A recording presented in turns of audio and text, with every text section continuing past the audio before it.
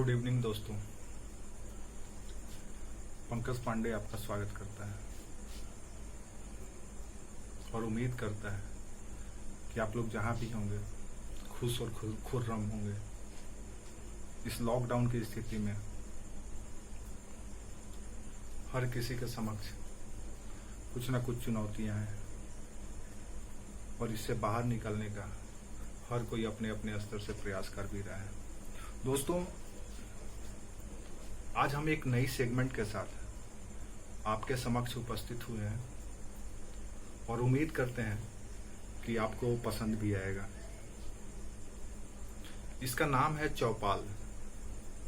ये चौपाल की कड़ी आपके समक्ष निरंतर आता रहेगा। इसके कई फायदे होंगे जो हम आगे बताने वाले हैं। सबसे पहले तो इसका नाम चौपाल हम क्यों रखें, ये आप ऐसे ही समझ लीजिए कि चौपाल गांव में वो जगह होता है जहां पे गांव के वयोवृद्ध युवा अपने इच्छानुसार सुनिश्चित समय पर पहुंचते हैं और आपस में वाद विवाद चर्चा के माध्यम से चर्चित विषयों पर विचार विमर्श करते हैं और एक निष्कर्ष निकालने का प्रयास करते हैं। इसलिए दोस्तों, हमारा चौपाल भी यही करने वाला है।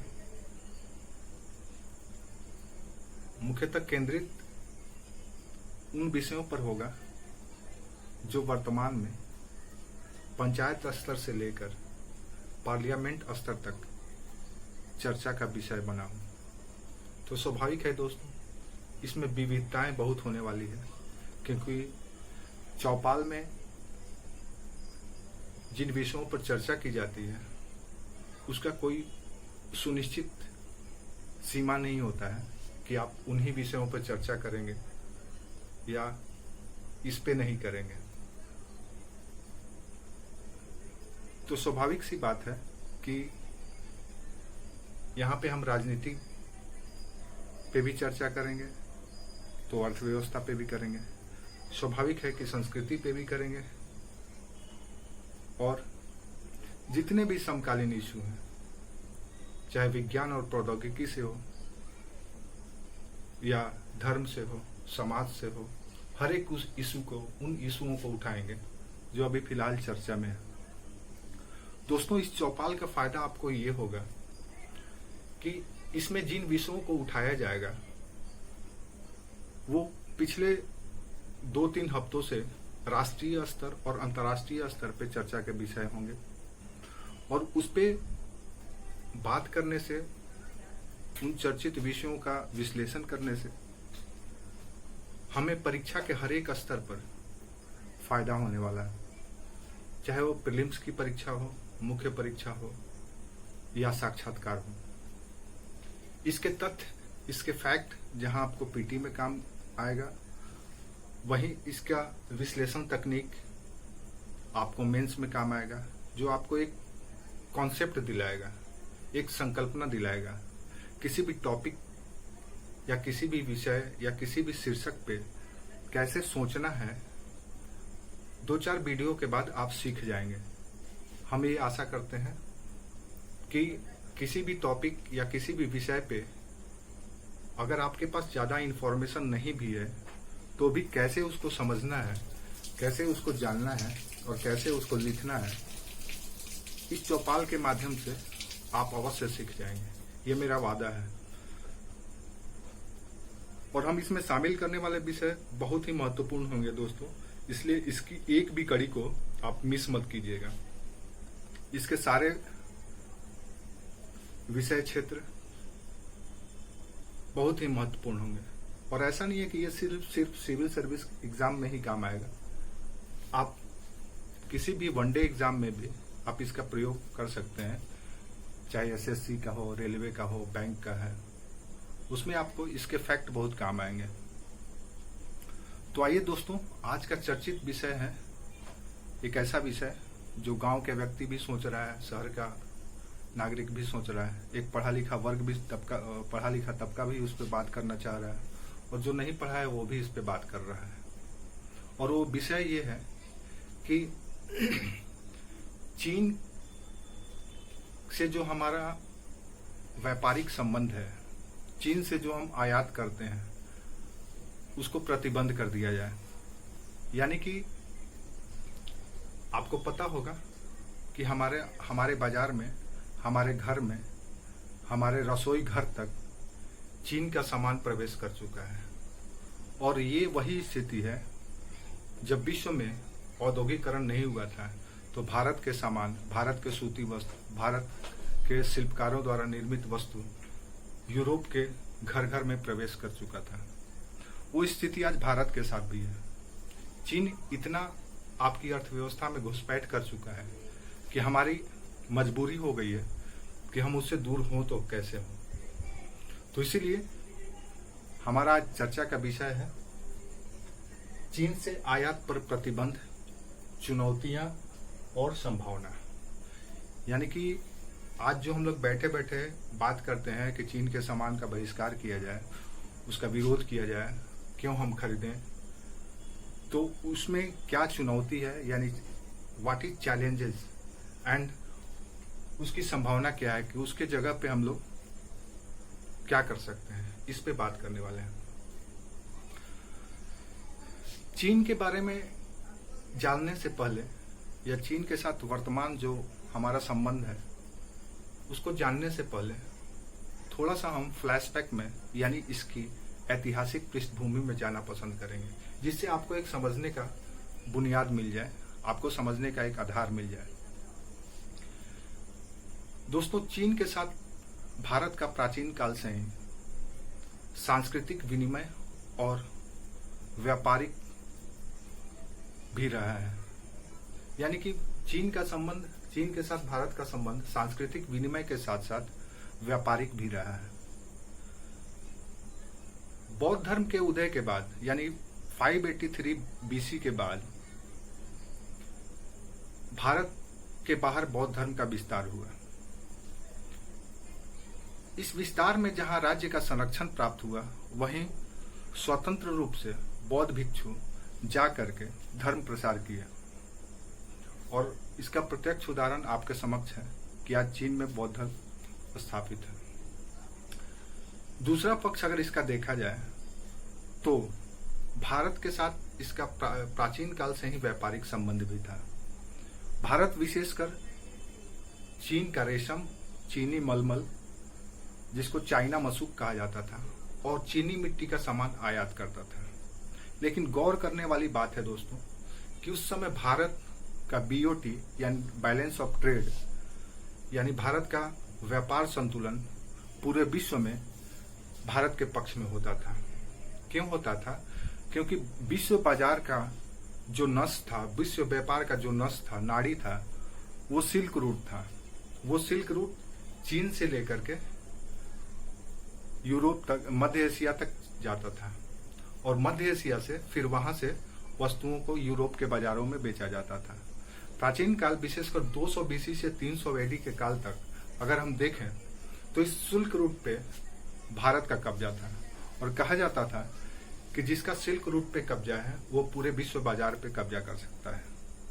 और भारत का उस समय स्थिति बहुत ही मजबूत था। इसके वजह से भारत का सम्मान विश्व में हमेशा बना रहा। अब आते हैं सांस्कृतिक स्तर पर।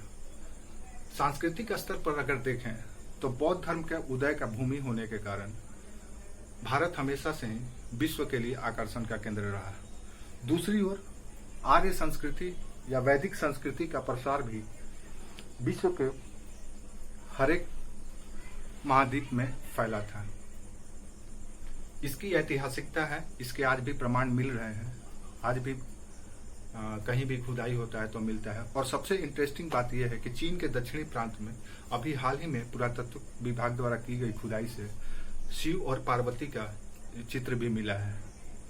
दूसरी ओर दक्षिण चीन में बहुत सारे ऐसे मंदिर हैं जो हिंदू मंदिर या सनातन मंदिर के रूप में जाना जाता है। तो सांस्कृतिक संबंध निरंतर बना रहा। दूसरा, सांस्कृतिक संबंध का उदाहरण अगर हम देखें तो अशोक के काल में जब बौद्ध धर्म का विस्तार किया जा रहा था तो अशोक अपना दूत, धार्मिक दूत जिसको कह सकते हैं, धर्म के विस्तार के लिए चीन में भी भेजा था।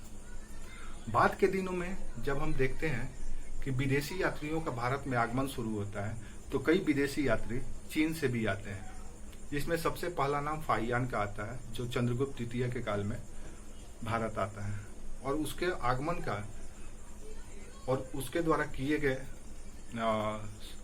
अध्ययन का की वजह से हमें बहुत सारी ऐसी राजनीतिक, आर्थिक और प्रशासनिक जानकारियां मिलती है जो इतिहास के लिए एक बहुत ही महत्वपूर्ण स्रोत भी है। भारत आकर्षण का केंद्र का कारण और भी था। चीनियों के लिए आकर्षण का केंद्र का कारण भारत में नालंदा विश्वविद्यालय का होना भी था। नालंदा विश्वविद्यालय विश्व का एक ऐसा विश्वविद्यालय था जहां पे हजारों विद्यार्थी एक साथ रहते थे और उसमें विश्व के कोने कोने से लोग अध्ययन करने के लिए आया करते थे।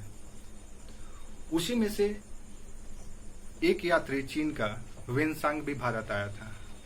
भारत आने के बाद वेनसांग नालंदा विश्वविद्यालय में कुछ साल पढ़ा भी था और वहां पे अध्यापन का भी कार्य किया था। इसका आगमन हर्षवर्धन के काल में हुआ था और आपको याद होगा हर्षवर्धन के काल में ही प्रयाग में चतुर्थ बौद्ध संगति का आयोजन किया गया था और उस चतुर्थ बौद्ध संगति का अध्यक्षता करने का श्रेय वेनसांग को ही जाता है। तो दोस्तों भारत का संबंध निरंतर चीन के साथ बना रहा। मध्यकाल में अगर देखें तो मोहम्मद बिन तुगलक जो अपने नए प्रयोगों के लिए जाना जाता है, उसने सांकेतिक मुद्रा का प्रसार शुरू किया था। उस सांकेतिक मुद्रा को चलाने की प्रेरणा भी उसे चीन के मंगोलाई शासक कुबलाई खां से ही मिला था। उसी से प्रेरित होकर के मोहम्मद बिन तुगलक ने भी भारत में सांकेतिक मुद्रा का प्रचलन आरंभ किया था। उसके बाद विश्व में उपनिवेशवाद के प्रारंभ होने से चीन भी किसी न किसी तरह से ब्रिटिशर्स के अधीन रहा। लंबे अंतराल के बाद चीन को भी आजादी मिली और चीन में वामपंथ या साम्यवाद का धीरे धीरे प्रसार शुरू हुआ। 1917 में रूसी क्रांति के उपरांत विश्व में जिस तरह से साम्यवाद का प्रसार हो रहा था उससे चीन अछूता नहीं रहा और कालांतर में चीन की जब आजादी मिली तो उसके बाद वहां भी साम्यवादी सरकार की स्थापना हुई। साम्यवादी सरकार की स्थापना चीन में वर्ष 1949 में हुई और भारत एक ऐसा देश था जो गैर साम्यवादी राष्ट्र होते हुए भी इसको मान्यता दी। तो आप चीन के साथ भारत के संबंधों की एक पृष्ठभूमि आप समझ सकते हैं। आपको ये भी पता होगा कि हमारे प्रधानमंत्री पंडित जवाहरलाल नेहरू साम्यवाद और यानी समाजवाद से प्रभावित थे और वो चाहते थे कि भारत में भी समाजवादी व्यवस्था के कुछ अंशों को या सेडो समाजवाद को लाया जाए। दोस्तों, चीन के साथ संबंध खराब होने का दौर का एक लंबा क्रम रहा है। चीन हमेशा से ही अपने साम्राज्यवाद को बढ़ावा देने वाला राष्ट्र रहा है। भारत के साथ 15 जून 2020 को लद्दाख में गलवान घाटी में जो घटना घटी है उसके पीछे भी उसका कारण भी साम्राज्यवाद ही है। आपको पता होगा कि चीन की जनसंख्या हमारी जनसंख्या से बराबर ही है, थोड़ी बहुत ज्यादा है। विश्व में अगर देखा जाए तो सबसे ज्यादा जनसंख्या अभी चीन की है, लेकिन हम 2030 तक चीन को भी ओवरटेक करने वाले हैं। लेकिन जिस रफ्तार से चीन का विकास हुआ है, चीन का जीडीपी डबल डिजिट में ग्रोथ करता है तो भारत का भी सिंगल डिजिट में है। साम्यवादी देश में अचानक इतनी तरक्की का कारण क्या है? तो आपको पता होना चाहिए कि विश्व में सबसे ज्यादा इन्वेस्टमेंट अगर देखा जाए FDI का, तो अमेरिका के बाद चीन का ही आता है। तो देखने के लिए भले ही वो साम्यवादी देश है, लेकिन बेसिकली वो पूरी तरह से कैपिटलिज्म को फॉलो करता है। और कैपिटलिज्म कभी भी प्रॉफिट और लॉस के मोड में ही काम करता है। जहां उसको प्रॉफिट होता है वहीं आगे बढ़ता है, जहां लॉस होता है वहां पे वो पीछे हट जाता है। चीन भी आज उसी मोड पे काम कर रहा है। वो हर एक चीज, हर एक घटना, हर एक व्यवहार में लाभ को ही महत्व देता है। स्वाभाविक है दोस्तों, ये गूगल कालीन विश्व है। गूगल कालीन विश्व प्रॉफिट और लॉस पे ही चलता है। यहाँ पे धर्म, मर्यादा, संस्कार, रीति, इसका कोई जगह नहीं है। चीन ने भी वही किया है, लेकिन समस्या ये है कि हमारे साथ जो हुआ है वो ठीक नहीं हुआ है। क्यों ठीक नहीं हुआ है? क्योंकि हमारा ऑलरेडी बहुत सारा क्षेत्र जो आज ऑक्साई चीन के नाम से जाना जाता है, 1962 के वॉर से पहले ही चीन के द्वारा अतिक्रमित कर लिया गया था। अब आते हैं दोस्तों, हम अपने ऐतिहासिक संबंध के क्रम को देखते हैं कि किस किस तरह से हमारा संबंध चीन के साथ उतार चढ़ाव से भरा रहा।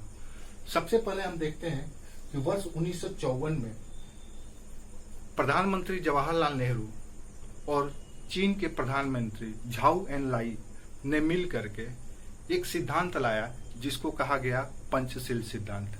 ये पंचशील दोस्तों वही बौद्ध धर्म का पंचशील है, यानी ये एक 5 आचरण संहिता है जिसमें अच्छे आचरण की उम्मीद की गई थी। क्योंकि भारत भी को आजाद हुए अभी 7 वर्ष ही हुए थे, 7 ही वर्ष हुए थे। और वो नहीं चाहता था कि अपने पड़ोसियों के साथ उसका कोई संबंध किसी भी तरह से खराब हो। इसीलिए प्रधानमंत्री नेहरू और चीन के प्रधानमंत्री झाऊ एनलाई ने मिलकर 1954 में एक समझौता किया जिसे पंचशील कहा जाता है।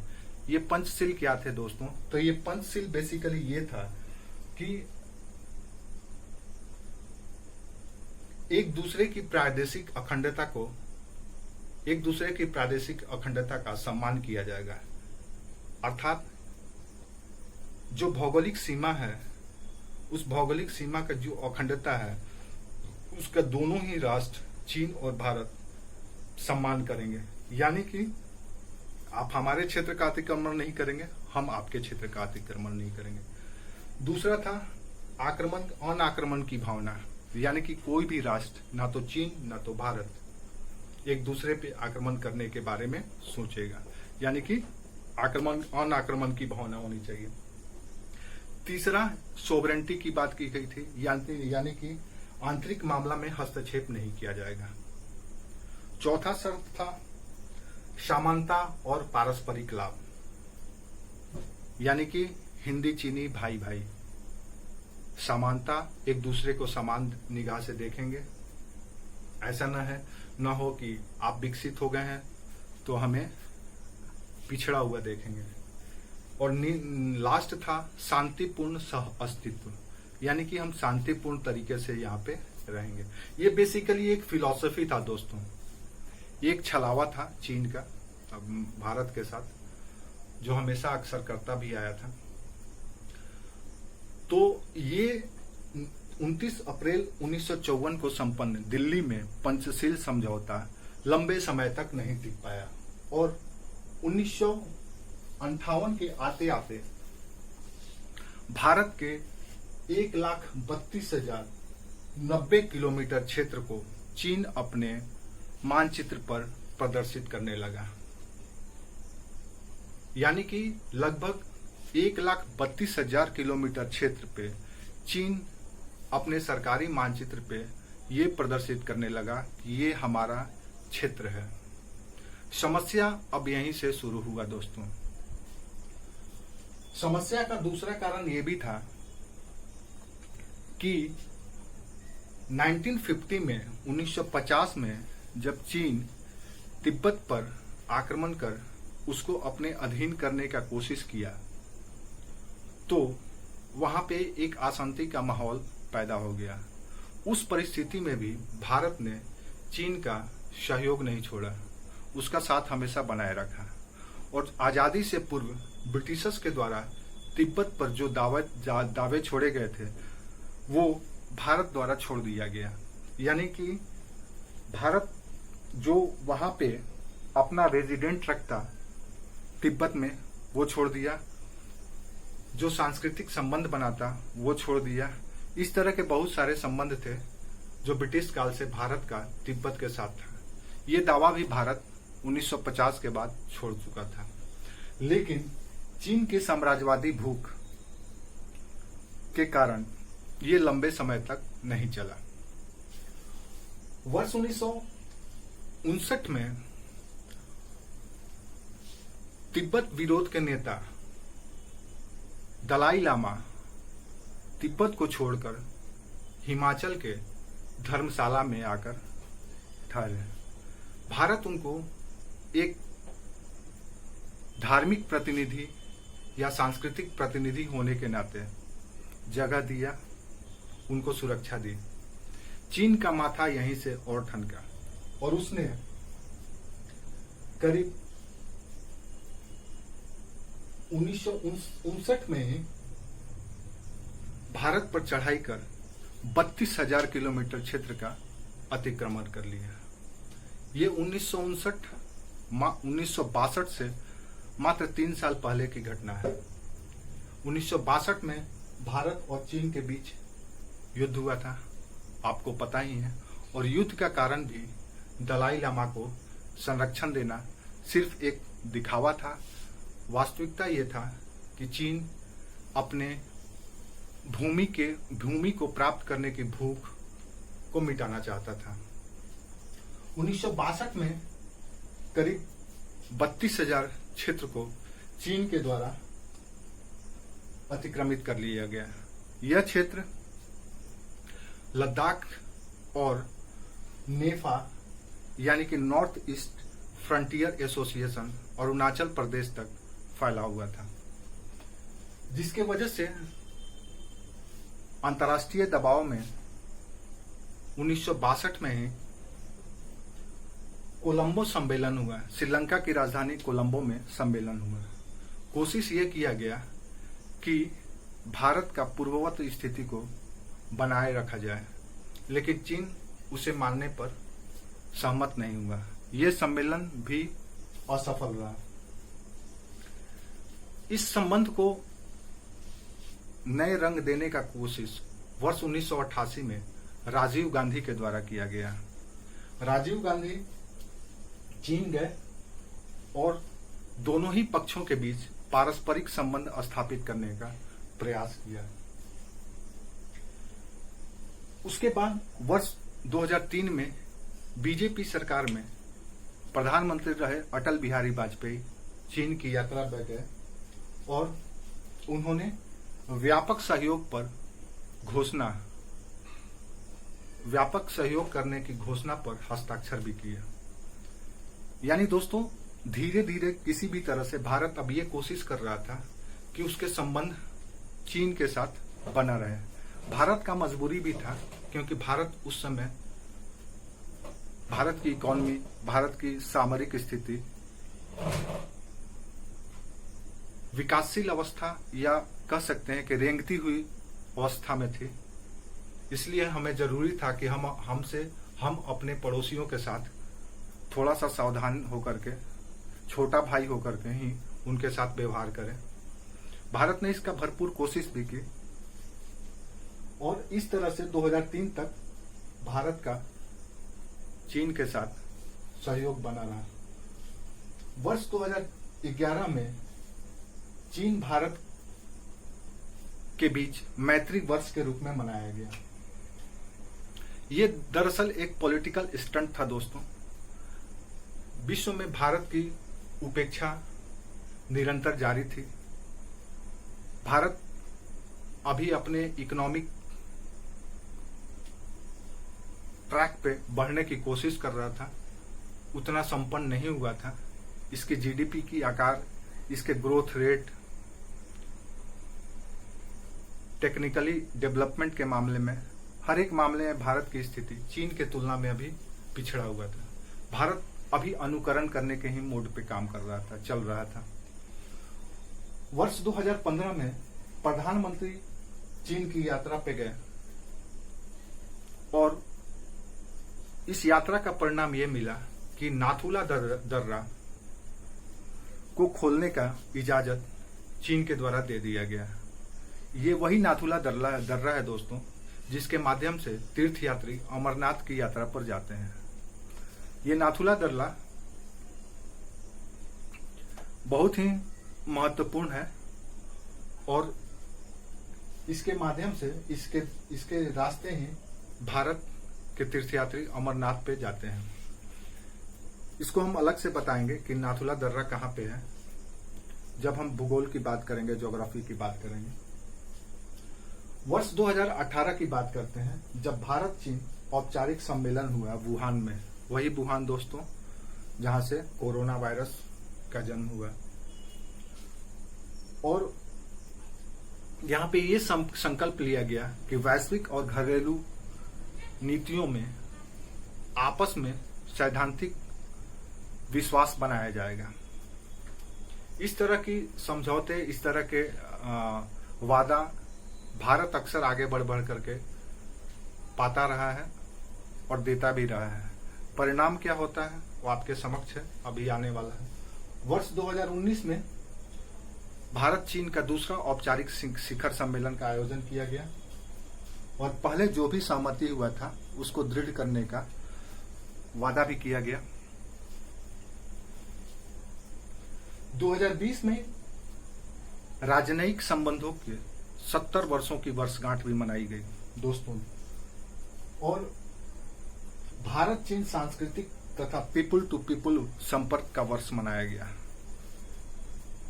यानी कि भारत चीन सांस्कृतिक संबंध और पीपुल टू पीपुल रिलेशन का वर्ष मनाया गया। तो इस तरह से हम भारत और चीन का ऐतिहासिक पृष्ठभूमि देख लेते हैं दोस्तों। अब समस्या कब से शुरू हो जाता है? ये समस्या 1954 से ही शुरू हो जाता है। लेकिन उस समय की सरकारें, उस समय की भारत और 2020 की सरकार और 2020 के भारत में बहुत अंतर है दोस्तों। आज भारत विश्व का 5वीं बड़ी जीडीपी वाली देश बन गई है। भारत का जीडीपी विश्व का जीडीपी में योगदान बढ़ गया है। भारत का ग्रोथ रेट भी अगर देखा जाए तो बहुत अच्छा है। और दूसरी बात, भारत अपने रक्षा खर्चों पर हर साल बढ़ोतरी करता आ रहा है। अब यहां पे थोड़ा सा ध्यान देने वाली बात है दोस्तों। अगर अंतर्राष्ट्रीय कूटनीति को आप देखें तो आपको स्पष्ट हो जाएगा कि एशिया का शक्ति संतुलन का केंद्र भारत ही है, क्योंकि चीन जिस रफ्तार से अपने आप को मजबूत कर रहा है आर्थिक रूप से और सामरिक रूप से, उस शक्ति को संतुलित करने का एक ही हथियार है, वो है भारत। इसलिए विश्व के वो शक्तिशाली देश जो चाहते हैं कि एशिया में उनका प्रभुत्व बना रहे, वो कभी भी नहीं चाहेंगे कि चीन जिस रफ्तार से आगे बढ़ रहा है, जिस रफ्तार से वर्ल्ड इकोनॉमी को कंट्रोल कर रहा है, वो होता रहे। इसीलिए आज अमेरिका जैसे राष्ट्र भारत के करीब है, क्योंकि उनको पता है कि एशिया का शक्ति संतुलन तभी रहेगा जब भारत रहेगा। क्योंकि पूरे भारतीय उपमहाद्वीप में या एशिया महाद्वीप में अगर देखा जाए तो हिमालय के दक्षिण में भारत के अलावा कोई भी ऐसे शक्तिशाली और विकासशील राष्ट्र नहीं है जो चीन को चुनौती दे सकते हैं। इसीलिए दोस्तों, भारत अब सामरिक रूप से भी बहुत ही महत्वपूर्ण हो गया है और आर्थिक रूप से तो ये है ही, क्योंकि भारत के 135 करोड़ की आबादी में मध्यम वर्गों की आबादी बहुत ज्यादा है, जो विश्व व्यापार या विश्व बाजार की दृष्टि से बहुत ही महत्वपूर्ण है। हर एक राष्ट्र की मल्टीनेशनल कंपनियां चाहती हैं कि उसको भारत की बाजार मिले, और ये बाजारवाद की जमाना है दोस्तों। प्रॉफिट और लॉस के लिए सब कुछ किया जाता है। घटना 15 जून 2020 की बात करते हैं। लद्दाख के गलवान घाटी में भारत और चीन के सैनिकों के बीच हिंसक झड़प हुई। भारत के 20 सैनिक मारे गए। अब आधिकारिक रूप से यही कहा गया है, कितने मारे गए हैं इसके बारे में हम नहीं बता सकते हैं। चीन के भी सैनिक मारे गए। अब हमारे सैनिक जो मारे गए, तो इससे हमारे बीच, हमारे जैसे लोगों के बीच, आपके जैसे लोगों के बीच एक रोष पैदा होगा। इसका कारण ये है कि हम चीन के साथ व्यापारिक संबंध बनाए हुए हैं। चीन के हर एक सामान को खरीदते हैं। क्यों खरीदते हैं? क्योंकि वो सस्ता है, आसानी से मिल जाता है। तो क्यों ना हम इसको रोक दें और उसको आर्थिक रूप से कमजोर भी करें। और कुछ ऐसे व्यक्तित्व, कुछ ऐसे लोग हैं जो इस बात को बहुत सपोर्ट भी कर रहे हैं कि हाँ, भारत को चीन के साथ आयात पर प्रतिबंध लगा देना चाहिए। भारत का अपने व्यापारिक संबंध को चीन के साथ रोक देना चाहिए। तो दोस्तों, अब थोड़ा सा हम लोग व्यापारिक स्थिति पे देख लेते हैं क्या हालत है भारत की। तो भारत और चीन के साथ अगर व्यापारिक संबंध को देखो तो भारत और चीन का कुल व्यापारिक संबंध अगर डॉलर में आके तो 87 बिलियन डॉलर का है।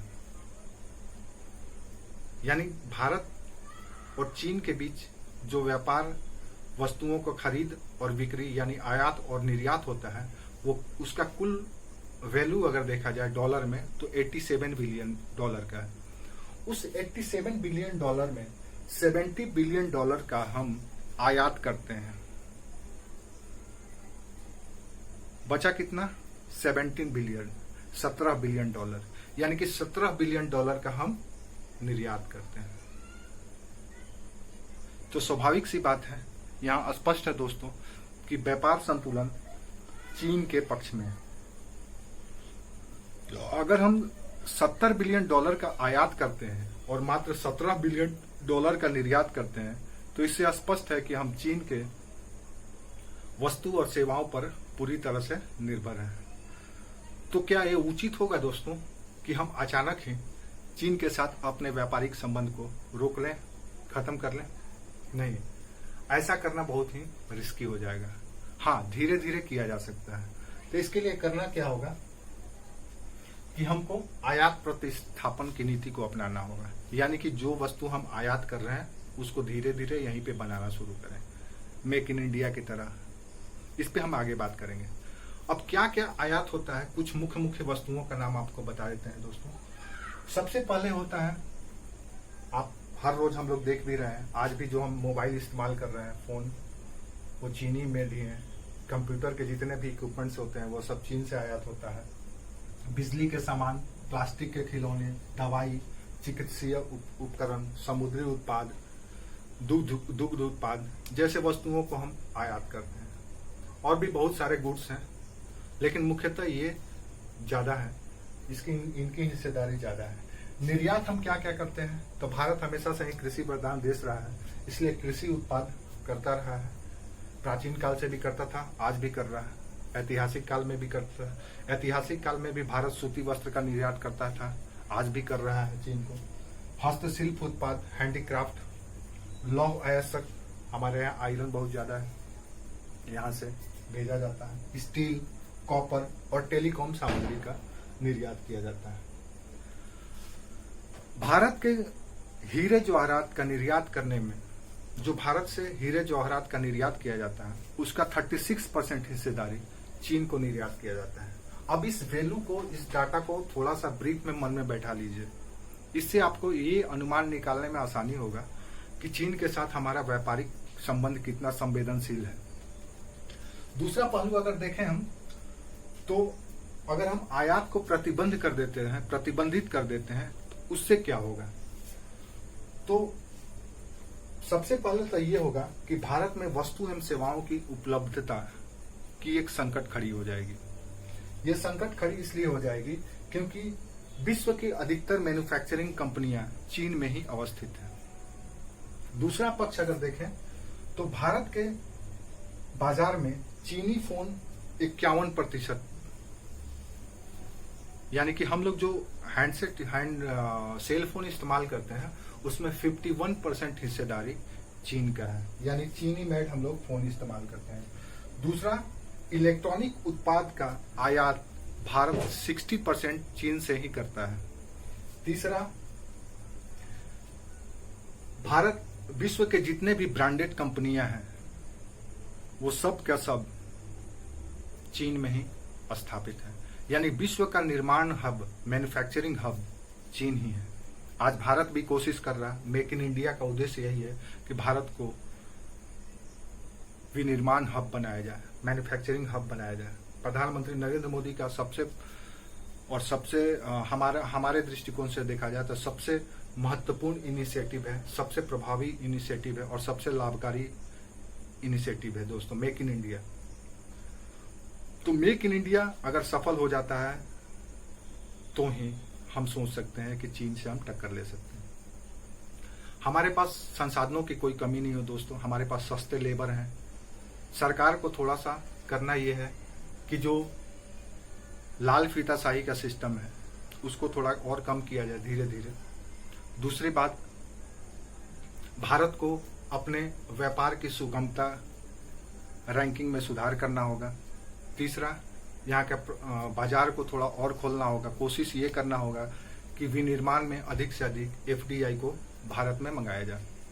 ठीक है दोस्तों, अगर भारत ऐसा करता है तो भारत के पास विकल्प क्या है इससे निकलने का, तो कुछ पॉइंट हम आपको बता देते हैं।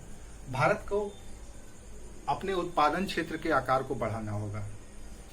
उत्पादन क्षेत्र के आकार को बढ़ाने का मतलब यह है कि जिन जिन क्षेत्रों में भारत चीन से आयात करता है, अभी तक अपने सस्ते श्रम और संसाधनों का प्रयोग करते हुए, स्किल इंडिया को बढ़ाते हुए, घरेलू इन्वेस्टमेंट को बढ़ाते हुए अपने उत्पादन को बढ़ाना होगा ताकि हम चीन से टक्कर ले सकें। क्योंकि चीन की वस्तुओं में एक सबसे बड़ी कमी यह है कि उन वस्तुओं में गुणवत्ता का अभाव होता है।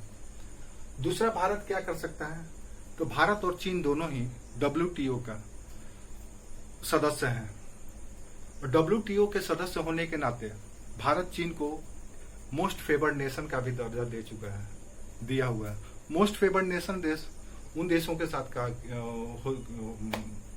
मोस्ट फेवर्ड नेशन देश उन देशों को दिया जाता है दोस्तों जिसके साथ उस देश का व्यापारिक संबंध बहुत ही क्लोज है और इसके माध्यम से वो सीमा शुल्क में और टैक्स में कमी करता है, यानी टैक्स को घटा करके उनके आयात को प्रमोट करता है।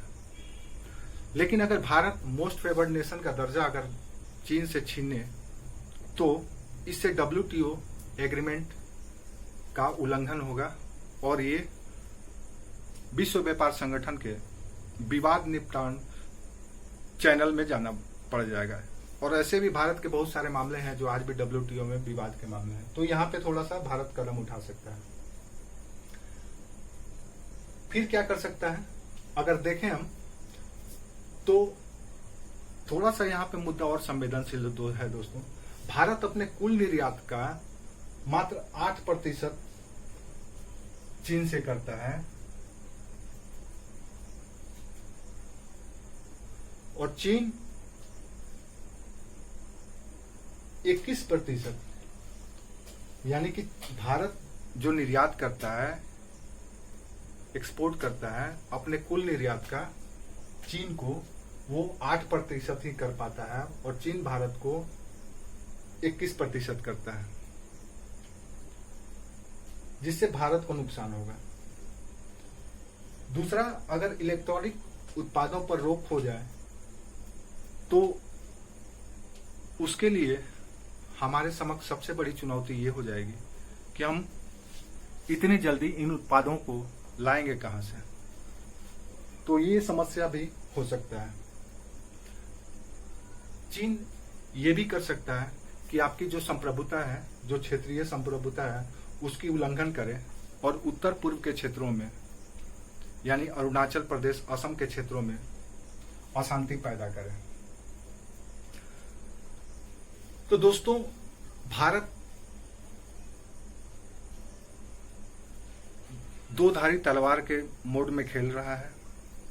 अगर वो प्रतिबंध लगाता है तो उसको आर्थिक नुकसान उठाना पड़ जाएगा, अगर नहीं लगाता है तो धीरे धीरे चीन हमारे ही पैसों से और मजबूत होते चले जाएगा और हमारे सैनिक इसी तरह से मारे जाते रहेंगे। तो इसके लिए आगे की क्या राह हो सकता है तो हम दे चुके हैं दोस्तों कि भारत को विनिर्माण हब बनना पड़ेगा और मेक इन इंडिया 2 लाना पड़ेगा। चीन के उत्पादों पर प्रतिबंध संबंधी अवधारणा को और मजबूत करना होगा, लोगों को इसके लिए जागरूक करना होगा। और सबसे पहली बात और सबसे महत्वपूर्ण बात भारतीय लोगों में ये लाना होगा कि think globally and act locally, यानी लोकल को वोकल करना होगा दोस्तों। क्योंकि चीन, सातिर चीन, चमगादड़ चीन एक ऐसा देश है जिस पे आप कभी भी विश्वास नहीं कर सकते हैं। इसलिए दोस्तों भारत को आत्मनिर्भर बनाना है, मजबूत बनाना है, तो इस गूगल कालीन विश्व में भारत को इकोनॉमिकली पावरफुल होना होगा। उम्मीद करते हैं दोस्तों ये सेगमेंट का पहला कड़ी आपको थोड़ा बहुत पसंद आया होगा। अगर नहीं भी पसंद आया है तो एक बार 2 बार सुनिएगा तो आपको अच्छा लगने लगेगा, मुझे पूरा उम्मीद है। इसमें जो हम फैक्ट दिए हैं, जो डाटा दिए हैं, वो कुछ डाटा महत्वपूर्ण है, उसको आपको हर एक दृष्टिकोण से देखना है। इसमें जोग्राफिकली भी, इकोनॉमिकली भी, पॉलिटिकली भी, कल्चरल भी, हर तरह के डाटा हम इसमें देने की कोशिश किए हैं ताकि आपको पीटी में भी काम है और मेंस में सवाल ये पूछा जा सकता है आपको कि भारत एवं चीन के मध्य व्यापार की वर्तमान स्थिति क्या है और चीनी उत्पादों के प्रतिबंध की व्यवहार्यता क्या है। तो अगर आपसे ये सवाल पूछा जाता है तो आप इसको लिख सकते हैं। और अगर डायरेक्ट सवाल नहीं भी पूछा जाता है तो भी अगर सवाल ये पूछा जा सकता है कि वर्ल्ड इकोनॉमी में भारत के समक्ष भारत की अर्थव्यवस्था की जो चुनौतियां हैं वो क्या क्या है, भारत की अर्थव्यवस्था में चीनी अर्थव्यवस्था का क्या रोल है, इस तरह के बहुत सारे सवाल यहाँ पे बनेंगे दोस्तों। पीटी में सवाल क्या क्या बन सकता है तो मोस्ट फेवर्ड नेशन क्या है, WTO के बारे में कब बना, WTO में भारत कब से सदस्य है, WTO का नाम गैट समझौता जिसको कहते हैं वो क्या है, उसका फुल फॉर्म क्या है, नीफे की बात किए थे हम, नॉर्थ ईस्ट फ्रंटियर एसोसिएशन वो क्या है, नाथुला दर्रा कहाँ पे है ये पूछा जा सकता है। चीन और भारत के बीच व्यापार के बारे में पूछा जा सकता है कि व्यापार संतुलन किसके पक्ष में है, तो चीन के पक्ष में है। भारत का लगभग $54 बिलियन का घाटा होता है, व्यापारिक घाटा, ये हो सकता है। दूसरा पूछा जा सकता है कि think globally and act locally, ये क्या है, ये कैसे इकोनॉमी के लिए फायदेमंद है, या जिसको हम हमारे प्रधानमंत्री नरेंद्र मोदी कहते हैं कि लोकल को वोकल कीजिए, वो क्या है। ठीक है, तो पंचशील के बारे में पूछा जा सकता है, पीटी में ही पूछा जा सकता है। और IR का जो टॉपिक है इंटरनेशनल रिलेशन का, वहाँ पे भी ये सवाल पूछा जा सकता है। ये पीटी में भी पूछा जा सकता है कि कब हुआ था, किसके किसके बीच में हुआ था, कहाँ हुआ था, इसके जो 5 सिद्धांत थे वो क्या है। तो इस तरह से दोस्तों अगर ओवरऑल देखा जाए तो आपके लिए ये टॉपिक बहुत ही महत्वपूर्ण है। आशा करते हैं दोस्तों आगे भी इस तरह के हम वीडियो देते रहेंगे आपको, आप इसका फायदा उठाइए। और अगर किसी भी तरह का कोई कमी हो तो आप हमें सुझाव जरूर दें। आपका दोस्त, आपका बड़ा भाई पंकज पांडे की ओर से आपको धन्यवाद।